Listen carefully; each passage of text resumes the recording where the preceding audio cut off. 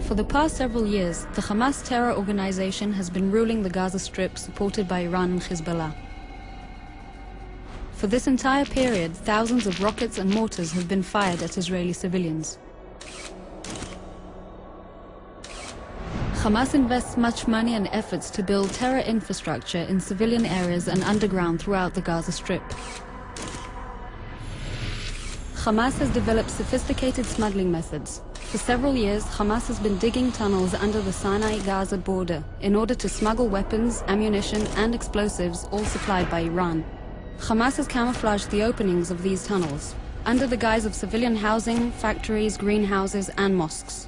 Tons of explosive materials, powerful explosive devices, rockets, RPGs, grenades, assault rifles, missiles and anti-tank rockets have all been smuggled through these tunnels and stored in these civilian homes, mosques, schools and hospitals.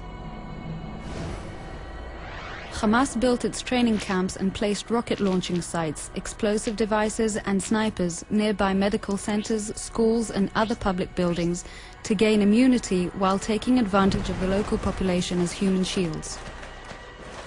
Hamas used the large open spaces in mosques in order to store weaponry in opposition to international law, and has in such a way turned these locations into battle zones.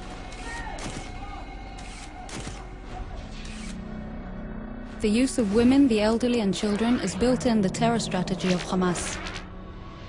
Schools have been booby-trapped. The lives of children and youth have been placed in danger.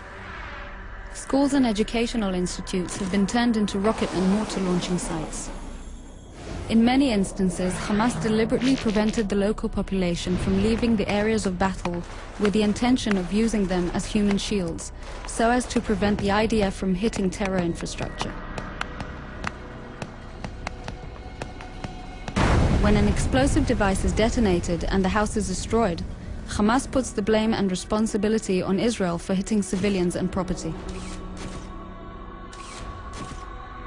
Tons of explosive materials and underground explosive devices were found hidden in the streets. The explosive barrels targeted armored vehicles such as tanks and personnel carriers.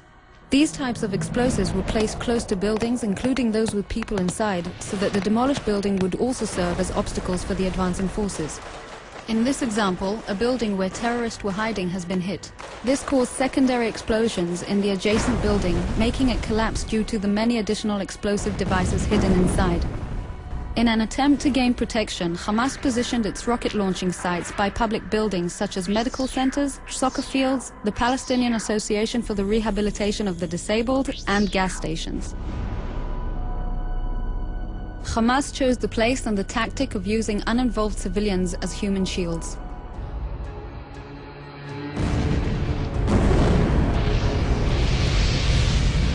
This map and other findings are all evidence of how Hamas purposely built its terror and combat network as an inseparable part of its civilian infrastructure. Hamas chose this battlefield. Hamas chose to place its rocket and mortar launchers within the uninvolved civilian population. Hamas chose to build its fortifications and place its explosive devices and snipers deliberately between buildings in which people were hiding.